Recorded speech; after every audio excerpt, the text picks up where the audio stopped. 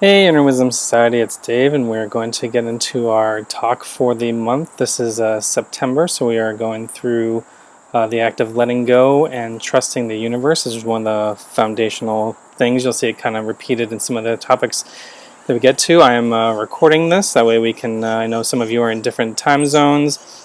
Some of you are in the Facebook group, not in the Facebook group, so we can work all that out to figure out how we can communicate effectively. But if you want to send any comments or have any questions for me, send them personally to me or text me, and we can I can answer them for you. But we'll kind of get into the main ones. I sent out a few videos ahead of time. As you can see, I'm trying to get outside and enjoy a nice fall day where the weather is nice, and the trees behind me, they're starting to show the signs of turning color and losing their leaves, but not quite yet. It's one of my favorite spots outside of my porch. Let's see if I can get any more. I got a pretty big backyard that goes down a hill back there, so you can get a lot of view of the trees and see once they start turning color and stuff like that. It can be really, really nice, but a lot of leaves to take care of and pick up. Alright, so the idea of letting go and trusting the universe, if I listen to some of the videos, you'll see that one of the ones I sent is Alan Watts, more than 50 years ago, said one of the biggest things that us in the Western world have to learn from Eastern wisdom is to let go and trust the universe, let go of control. And it's amazing to think that he was aware of that even 50 years ago when you think of all the advances that we've had in modern times today.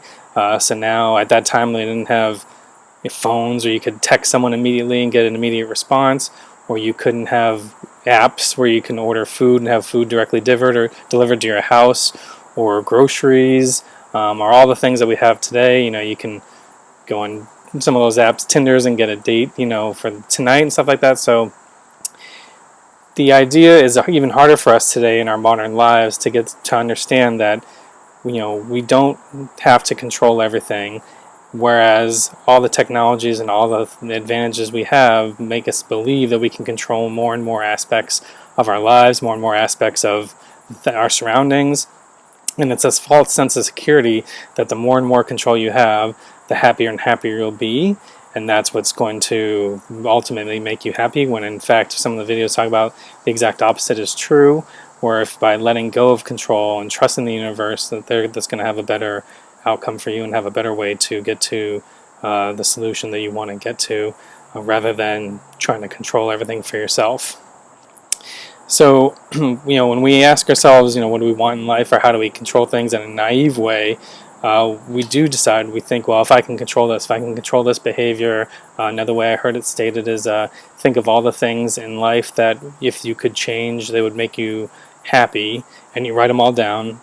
And then you circle the list, the ones that you can control or the ones you could change for yourself, versus the ones where you need someone else to change, someone else's behavior, especially as their parents. Like, oh, if my son or daughter were to act this way or to get their life together in this way, then I would become happy. We have absolutely no control over that situation, so that's something you have to let go of, because you will never be able to control them or control their situation. So for you to attach, and the idea of attachment, attach so much of your desired happiness or joy or outcome to them controlling the way that they behave or the way they change, that's just a recipe for disaster, because that's never going to happen. So the idea is you just have to let go and trust control, trust the universe. I think one of the other parts of the videos, if you got to see them, is talking about how, if you were the president of the United States, then you have to just trust, or president of whatever country. I know we have some Canadians as well and other countries around the world, but if you're the head of your country, you have to just trust the people you put in specific positions to do their job, and to trust that they will do it properly, or as you've kind of given them the strategies or directives. If you stay up all night worrying, are they doing exactly the way that I wanted, or exactly the way I think it should be done, then you're going to drive yourself crazy, because there are too many elements of running an entire country for you to be that in charge, or that controlling over how the military, health, and so things around economic policies and so forth, just all those different attributes of actually what it takes to run a government. You can set strategies, but then you have to release the control and trust the people to do it. And just as in the same way, with our bodies, we don't actually have to focus on trying to control ourselves, have our hearts beat, or to have our lungs breathe, or to digest our food to get the right nutrients. These things happen automatically. Nature, we'll talk in a couple months ahead of time about the spontaneity of nature and how you can trust nature. But if you really had to do that and you really said, oh, well, breathing is one of the most important things right now, or pumping blood is the most important thing because that keeps me alive all day, if you really had to think about that and control that from occurring every day, you would never be able to get anything done, because that would be the only thing that would occupy all of your time and all of your energy, and you would never ever accomplish anything in your day or move progress on any of the items you want, because you would be too focused on just trying to the basics, trying to make sure that you're pumping blood and breathing properly.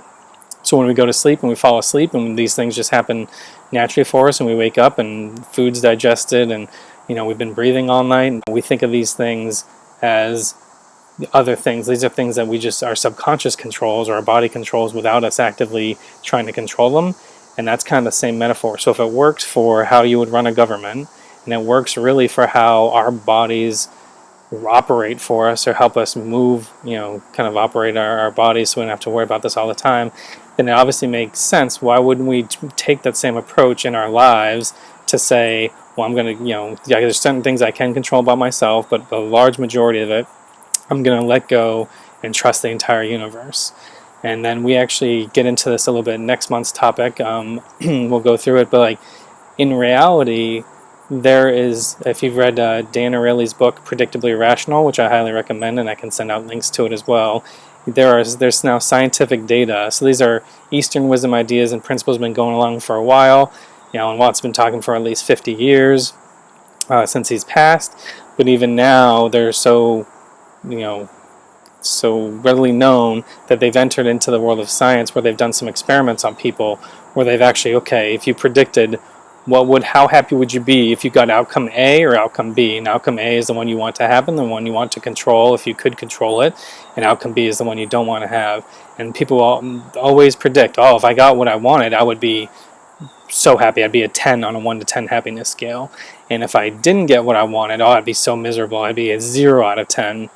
And they actually go back and when they see those outcomes happen and see how happy they are, in reality, people are always less happy than they expect if they get what they want, and more happy than they expect when they don't get what they want. Which means, fundamentally, our brains are not wired or geared in order to enable us to control what makes us happy.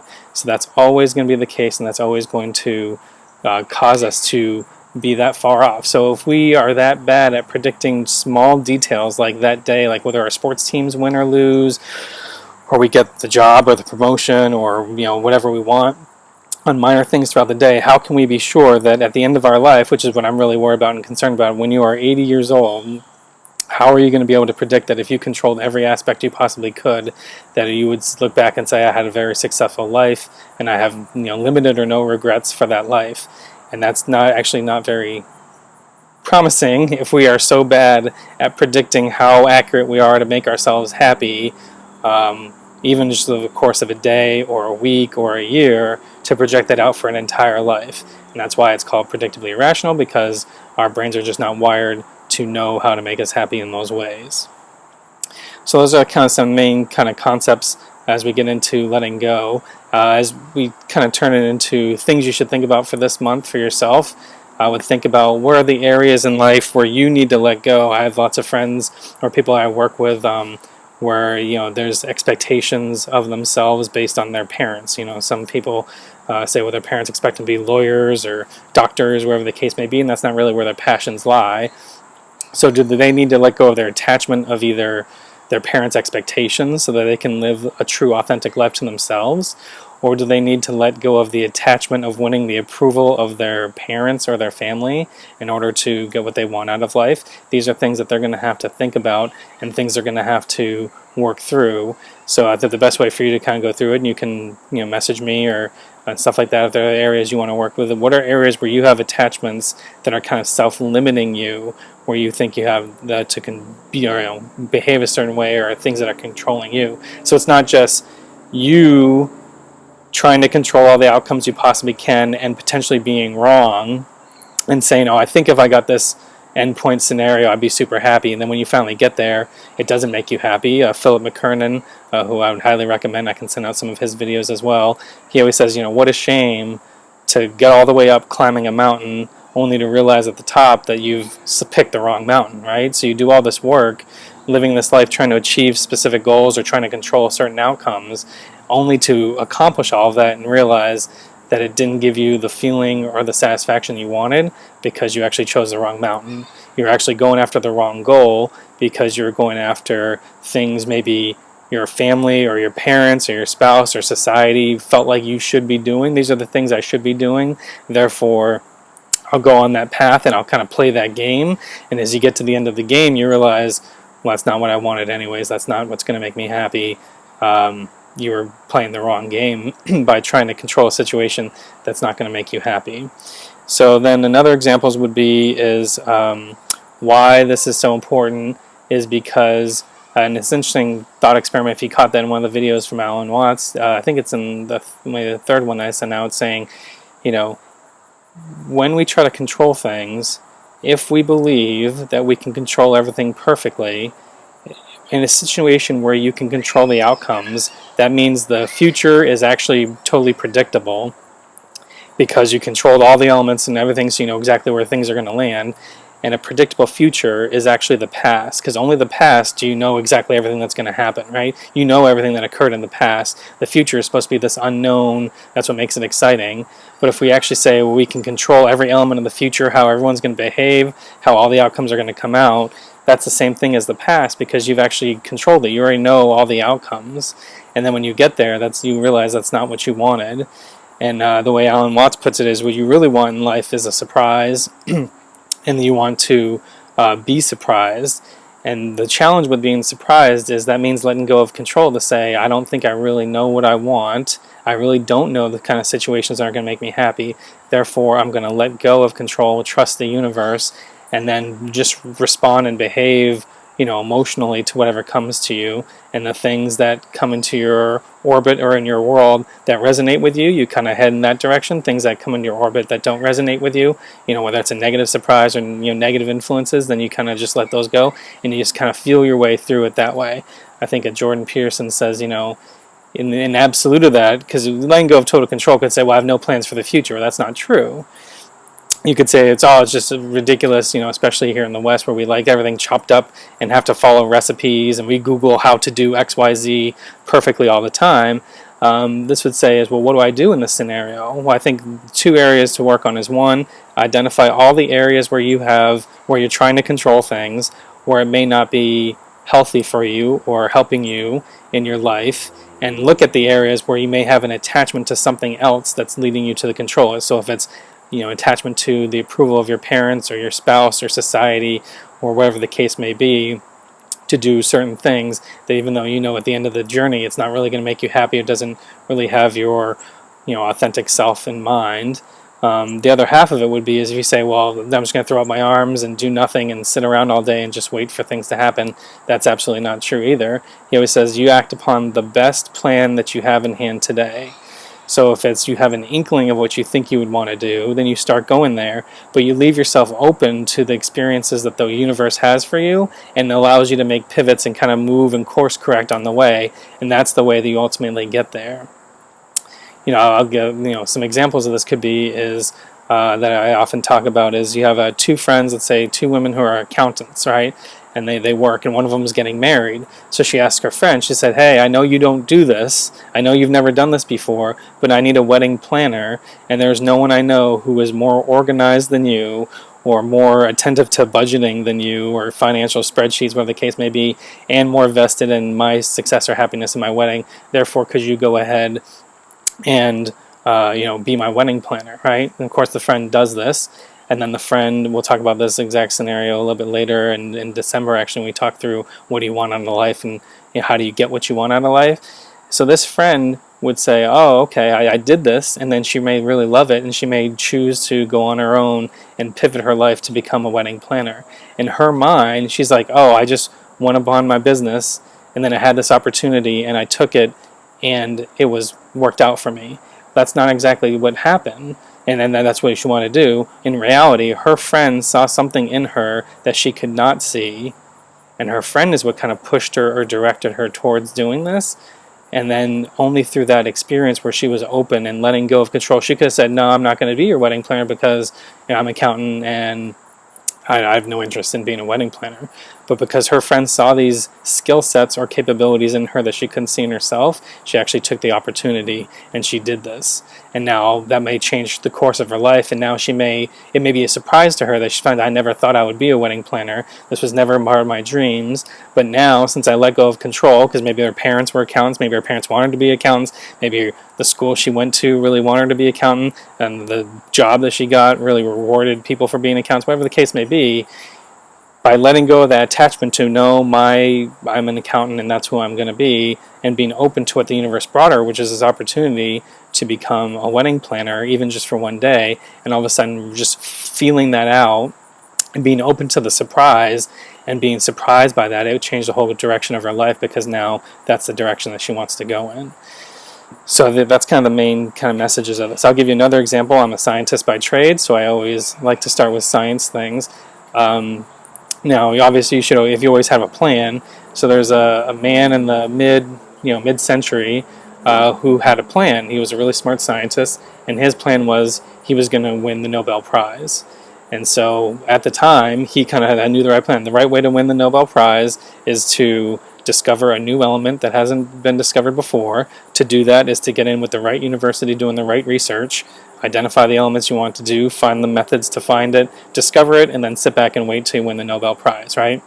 So we had a completely laid out plan. He was trying to control, he had a goal, which we said, whether I'm not going to judge anyone whether it's the right goal or wrong goal, or whether it'll make him happy at the end of his life, but he had a goal and he had an entire plan that he was going to control to come to his outcome. When it happened, he got the job, got all this kind of stuff, got it lined up. The struggle was he was trying to control the outcome so much. He knew the element he wanted to discover, which was element 93. I think if you're not familiar with a lot of scientific stuff, everyone knows the periodic table of elements. At the top is all the elements you know, and we all deal with in a daily life. And the bottom is a bunch of stuff we have no idea where it is. Excuse me. In reality, that's where the Nobel Prizes are won, is discovering the new elements that had never been discovered before. So in this case, he wanted to discover element 93, which is beyond uranium, that hadn't been discovered. And then he even knew periodic table, where it would fit in the periodic table. So he said, I know it's going to behave a certain way. So he's controlling, it's going to be this element, and it's going to behave this certain way, and I'm going to find it through this certain method. It's all going to be perfect, and then voila, I'm going to win the Nobel Prize. He started studying it.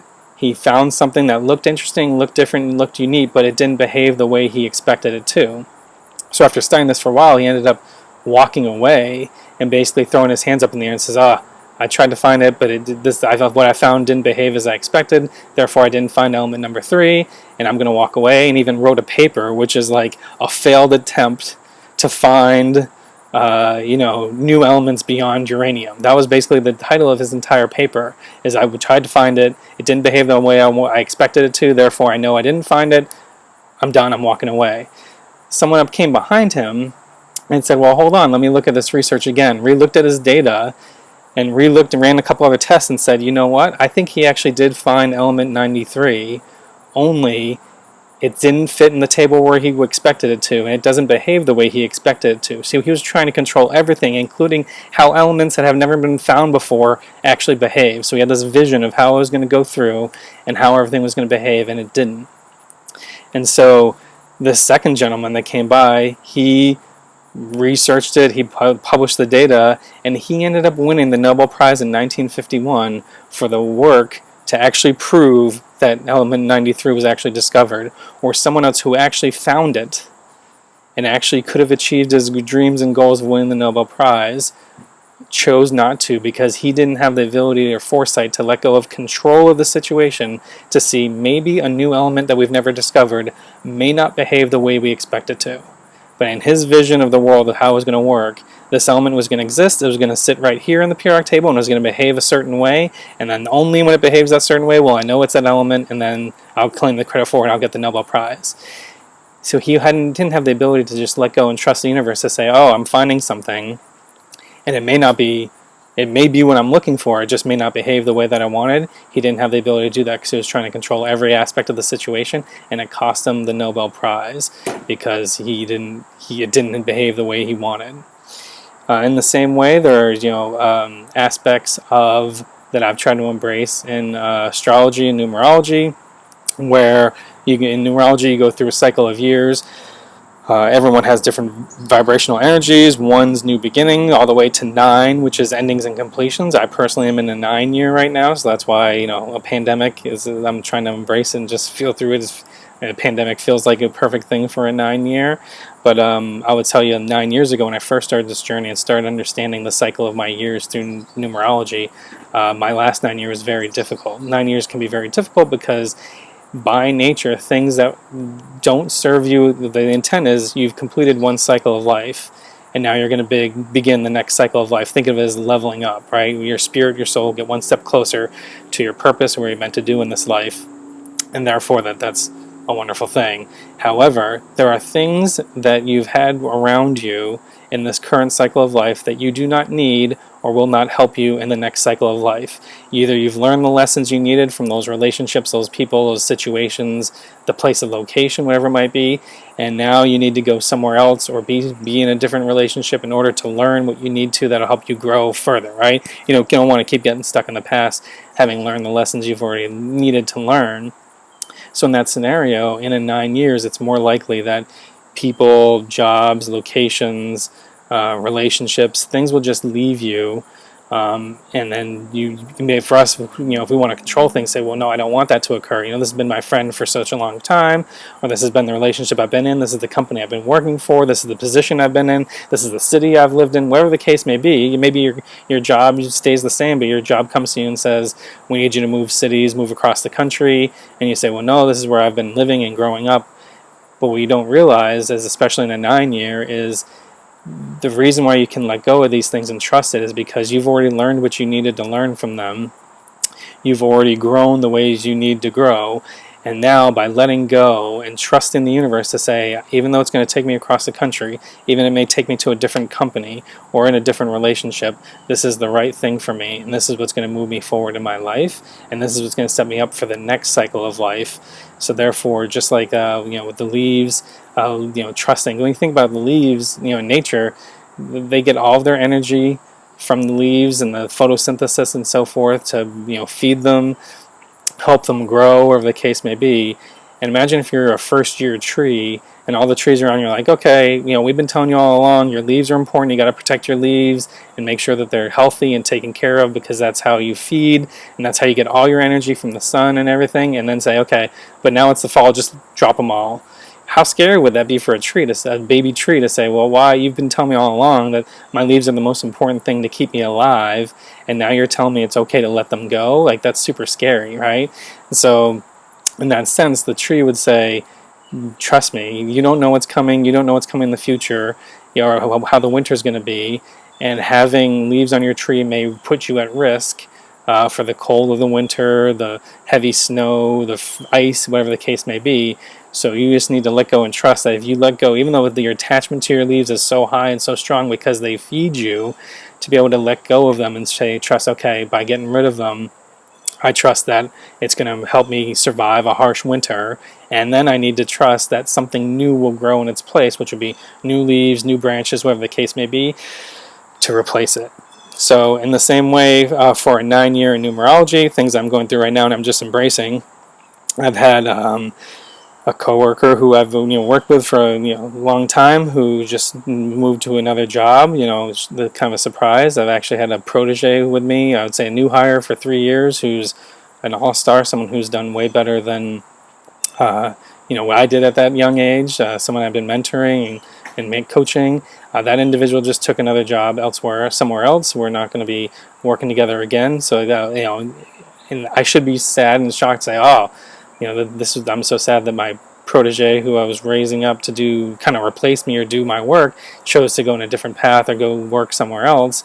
But in hindsight, I'm like, oh, well, maybe this is what's right for this 9 year. Maybe it's because something is going to happen to me in my next cycle, and if I had these attachments, if I had someone here responsible, maybe I wouldn't be able to advance myself or go where I need to go. So therefore, I need to let go of my attachment of staying here, and I need to move on myself. So that kind of gets in the theme of one of the videos I sent from Alan Watts, where he's talking about, if you're born and you're kicked off of a cliff and a big hunk of rock is coming with you, and you're clinging on to it for dear life. It's kind of a metaphor for the entire life. You have no idea when you're going to quote unquote hit the ground, or when your life is going to end in the cycle. It could be seconds from now, years from now, to 80 years from now, 100 years from now, wherever the case may be. And there are all these things that we are carrying with us, expectations, society pressure, peer pressure, that just don't serve us anymore. And these are the things we need to learn to let go of and trust that the universe has a plan for us, because they're not serving us on our journey, and the universe is naturally going to take us on our own journey. How naive are we of the infinite? Just think of all the places you could live, all the relationships you could be in, all the places you could work, and all the areas where you could try to improve the world, for us to think that the one that we choose for ourselves and control everything randomly at whatever age of life that kind of formalizes, whether it's your parents' expectations young, or school, or your society, wherever you live in, or the town you live in, that'd be the right thing. Like that's so naive, versus if we let go and trust the universe, how many infinite options could the universe present to us and experiment with? It's almost like, someone who says, my favorite ice cream flavor is vanilla. Since a kid, it's always been vanilla. I'm not willing to try another flavor of ice cream, right? And then at the end of life, you realize there's so many options out there, mint chocolate chip, cookie dough, wherever the case may be, that you never even experimented with to see if you like them more, because you were so certain that if you just controlled your path and you like vanilla ice cream, then you're going to miss out on all the other opportunities that everything else has. So I guess in summary, what I would say for people is, for this time, for this month, and I can help you all send out some more videos and so forth, is think of the areas where you need to let go of your attachment to an outcome, attachment to other people's behaviors, or areas where you feel like you are not in alignment with your true purpose and what you're meant to do because of other people's expectations, or other people's society's expectation on you. This is what you should be doing right now, or this is the expectations our family's always done. It's like people trying to get in the family business and so forth. That may not be the path for you. So this is the time, as the leaves are letting go, the trees are letting go of their leaves. What are the things that you need to let go of? Because once you create that vacuum and say, let go of your attachment to the city you're living in, or the relationships you're in, or the work that you're doing right now, the universe is going to fill that vacuum, and it's going to bring you new opportunities, new people, new experiences for you to test out. Some of them you may like and say, I'm going to pivot my life in this direction. Some of you say, oh, that's definitely what I don't want, right? So if you have an opportunity for work to travel or move, and you say, oh, I definitely don't want to live in the city. But if you get to the city and you're like, oh, wow, I never expected I would enjoy this part of the country, or these aspects of, maybe it's not as hip and happening as your 20s as New York City, but if you get to a different part of the country it's more family friendly, you'd say, oh, I would never would have thought about this, but this is the perfect place to raise a family, and that's the season I'm coming into in my life, is to settle down and raise a family. So therefore I can leave behind the fun and excitement of a big city, because I'm in a different space in life, and this is going to serve me better in my next series of life. So feel free to reach out, comment, text message me, whatever the case may be.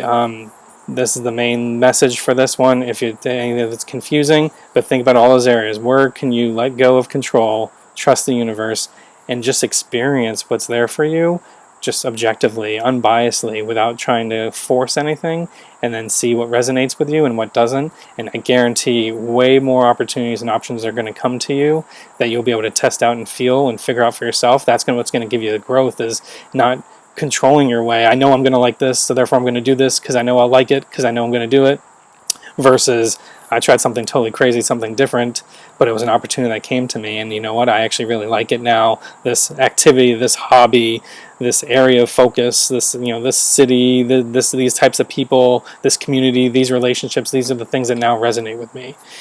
So let go, trust the universe, try to identify areas where you need to let go in your life, and then I hope we can continue to work on this, and you'll see in some of the next topics as well how this becomes an underlying theme. Oh, you got to trust the universe, and the universe is going to help you. As we get into synchronicity, which a lot of people talk about in like mindfulness stuff, the universe is going to bring you opportunities. If you're just able to let go of your attachment to things, you'll be able to read where the universe is trying to work on you and bring you other benefits that you may not expect. So I wish you all the best. I hope you're having a great month. I hope this is helpful. And then reach out however you can, and we will continue on our journey. Great, thanks.